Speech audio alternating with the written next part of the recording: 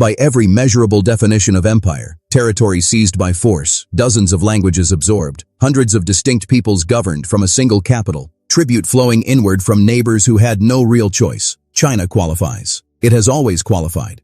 The numbers are not subtle. From the roughly 900,000 square kilometers governed under the early Han Dynasty, the Chinese state expanded to nearly 9.6 million square kilometers today, incorporating Tibet, Xinjiang, Inner Mongolia, Yunnan, and regions that, at various points in history, had their own rulers, their own scripts, their own gods.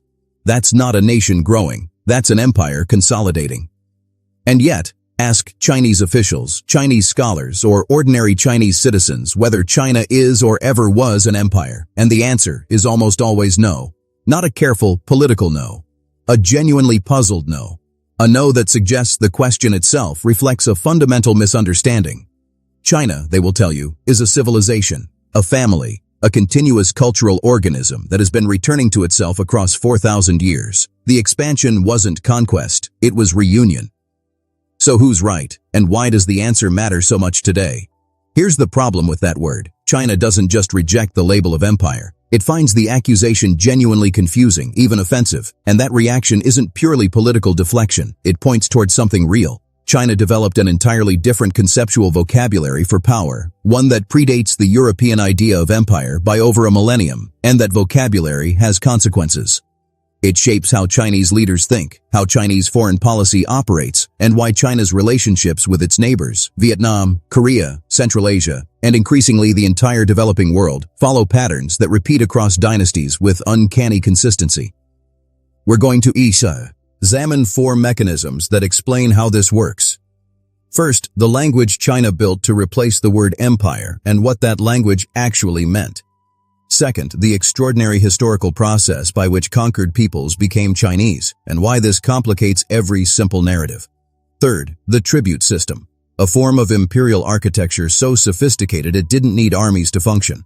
And finally, how all 3 of these mechanisms are alive today, wearing modern clothes, operating through modern institutions, shaping the world in real time.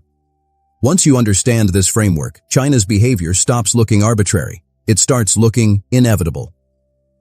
Every empire in history has needed a justification story. Rome had the civilizing mission, the idea that Roman law, Roman roads, and Roman order were gifts to barbarian peoples who didn't yet know how to govern themselves properly.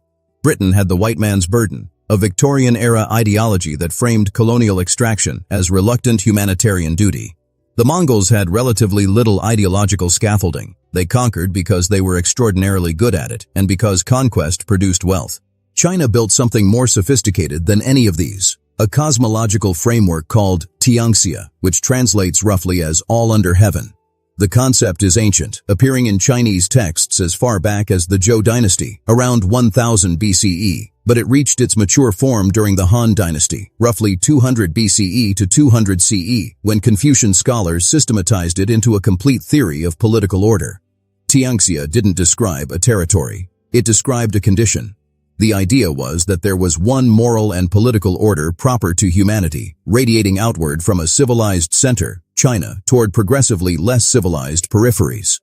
The emperor at the center wasn't a king of a country. He was the son of heaven, the linchpin of a cosmic hierarchy, responsible for maintaining order not just in China, but across the entire world. His authority was theoretically universal. His domain was, by definition, everything.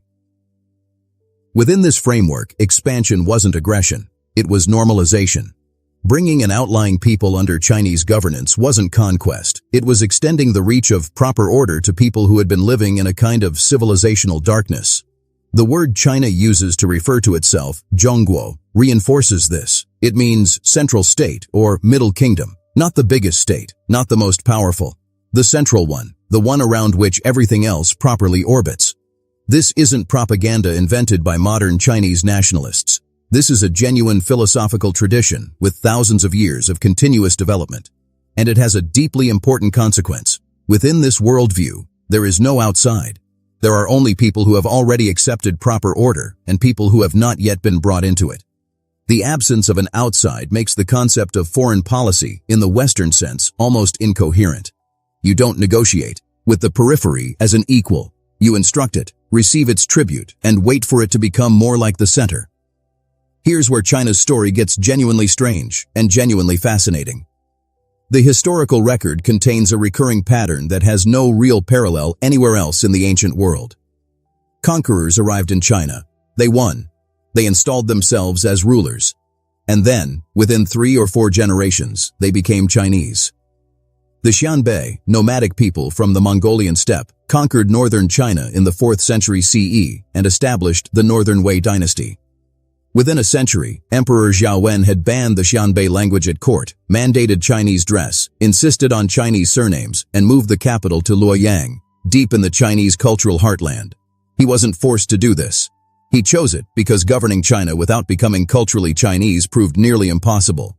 The bureaucratic system, the written language, the Confucian ethical framework, the agricultural economy, all of it demanded Chinese cultural fluency. To rule China, you had to become China. The Mongols tried to resist this process under the Yuan dynasty, established by Kublai Khan in 1271. They maintained separate laws for Mongols and Han Chinese, restricted intermarriage, kept their own nobles in top administrative positions. It worked, sort of, for about 90 years. Then the dynasty collapsed, partly from administrative dysfunction, partly from natural disasters, partly because a Mongol court that refused to fully absorb Chinese administrative culture couldn't manage a Chinese empire efficiently. The Ming dynasty that replaced them made a point of erasing Mongol cultural influence as thoroughly as possible. The Manchu Qing dynasty, established in 1644, lasted nearly 3 centuries, partly because the Manchu elite made the opposite choice from the Mongols. They mastered classical Chinese, maintained the Confucian examination system, presented themselves as legitimate inheritors of the Chinese imperial tradition. By the 19th century, the line between Manchu and Han had blurred almost beyond recognition in many contexts. What this pattern reveals is something that looks less like military conquest and more like cultural gravity. China was massive, literate, administratively sophisticated, and philosophically coherent in ways that made resistance to cultural absorption extremely costly over time. This is why modern Chinese historians can argue, with a straight face, that the Qing dynasty was Chinese, even though it was founded by people from Manchuria who spoke a different language and practiced different customs. They became Chinese. In the Chinese historical framework, that's what matters. This mechanism is what makes China's expansion feel, from inside, like continuation rather than conquest. The Uyghurs, Tibetans, and Mongolians who came under Chinese governance didn't just lose battles. They entered a system specifically designed, not through conspiracy, but through centuries of accumulated practice, to make cultural assimilation the path of least resistance. In 1793, British diplomat Lord Macartney arrived at the Qing court with a proposal. He wanted to establish permanent diplomatic relations between Britain and China on the basis of reciprocal equality, 2 sovereign states exchanging ambassadors and negotiating treaties as peers. The Qianlong Emperor's response was a masterpiece of civilizational dismissiveness. He sent a letter to King George III explaining that China had no need of British goods, that the emperor's virtue extended to all peoples under heaven, and that Britain was welcome to continue sending tribute missions as other peripheral nations did. Macartney had walked into a system he didn't recognize, one that had been operating smoothly for over 1,000 years, the tributary system. And it was, in functional terms, an empire that called itself something else. Here's how it worked. Neighboring states, Korea, Vietnam, the Ryukyu Islands, parts of Central Asia, sent regular diplomatic missions to the Chinese capital. These missions performed the kowtow ritual, acknowledging the emperor's symbolic superiority. They brought gifts, locally produced goods, rare animals, precious materials. In return, they received gifts from the emperor, trade permissions, and diplomatic legitimacy. The emperor's recognition was what made a ruler's claim to power credible across much of East Asia. The exchange wasn't economically neutral. Historians have noted that China often gave back more in gifts than it received, making the system superficially generous. But the political logic was imperial in every meaningful sense. The tributary relationship established hierarchy. It made peripheral rulers dependent on Chinese recognition for their legitimacy. It created networks of obligation and expectation that oriented entire regional economies toward the Chinese center. A ruler who stopped sending tribute wasn't just being rude. He was declaring himself outside the proper order, and that declaration had consequences, sometimes military ones. The genius of the tributary system was that it achieved imperial outcomes without requiring imperial administration. China didn't need to station governors in Korea or Vietnam the way Rome stationed legions in Gaul. The hierarchy was maintained through ritual, recognition, and the ever-present possibility of intervention. It was empire as architecture rather than empire as occupation. This distinction matters enormously for understanding how China thinks about regional relationships today. When Chinese officials describe their vision for Asia, they consistently use language that emphasizes harmony, mutual benefit, and respect for sovereignty, while simultaneously insisting that certain regional questions are core interests that brook no external interference. That combination of inclusive language and hierarchical assumption is not contradictory within the Tianxia framework. It's exactly how the system was always supposed to work. Fast forward 2 centuries, and the architecture looks different, but the logic is identical. The Belt and Road Initiative, launched in 2013, is the most obvious case. By 2024, over 140 countries had signed such Belt and Road agreements with China, involving infrastructure investment worth hundreds of billions of dollars: ports, railways, highways, fiber optic cables, power plants. The stated purpose is mutual development, and for many recipient countries, the infrastructure is genuinely valuable. But examine the terms carefully, and a familiar pattern emerges. Loans are denominated in yuan or dollars, repayable to Chinese state banks, often secured against strategic assets. The port of Hambantota in Sri Lanka, unable to service its debt, was leased to a Chinese state company for 99 years in 2017. Infrastructure projects frequently use Chinese workers, Chinese materials, and Chinese technical standards, integrating recipient economies into supply chains oriented toward China. The political expectations are sometimes explicit, sometimes implied. Countries that receive Chinese investment tend to avoid criticizing China in multilateral forums, tend to support Chinese positions on Taiwan and Tibet, tend to find that their foreign policy options quietly narrow. This is the tributary system with modern financial instruments. The gifts flow outward from the center. The political orientation flows inward. No formal hierarchy is declared. No kowtow is required. But the structural logic, China at the center, regional actors orienting toward it, economic relationships creating political dependency, would have been instantly recognizable to any Han Dynasty court official. Xi Jinping's concept of a community of common destiny for mankind follows the same pattern. It's a vision of global order, harmonious, interconnected, stable, that happens to have China at its moral and organizational center. It's Tianxia with a United Nations vocabulary. So what do we call it, if not empire? Let's be precise about what we've actually found across these 4 mechanisms. First, China developed a philosophical framework that made expansion feel like restoration and conquest feel like civilization spreading. Not as cynical propaganda, but as a genuine worldview with deep historical roots. Second, China perfected an absorption process so powerful that conquerors themselves became Chinese, creating a system where cultural integration is the historical norm rather than the exception. Third, the tributary system created real imperial hierarchy, political, economic, and symbolic, without requiring the formal apparatus of colonial administration.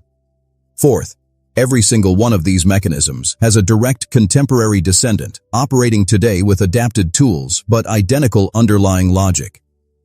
Notice what connects them: the consistent refusal to acknowledge power as power, expansion as return, hierarchy as harmony, dependency as mutual benefit, absorption as belonging. China doesn't deny having influence over its neighbors. It reframes what influence means as a natural, beneficial, historically validated condition rather than an imposed one. Some historians, particularly those working in the post-colonial tradition, argue this reframing is simply more sophisticated imperialism, that the language of civilization and harmony is the most effective colonial ideology ever constructed precisely because it's harder to argue against than naked force. Others, particularly scholars working within East Asian historical frameworks, argue this misses something real, that the Chinese experience of power genuinely was different from European colonialism, that the absorption worked differently, that the tributary relationships, while hierarchical, were also mutually constitutive in ways that pure extraction was not.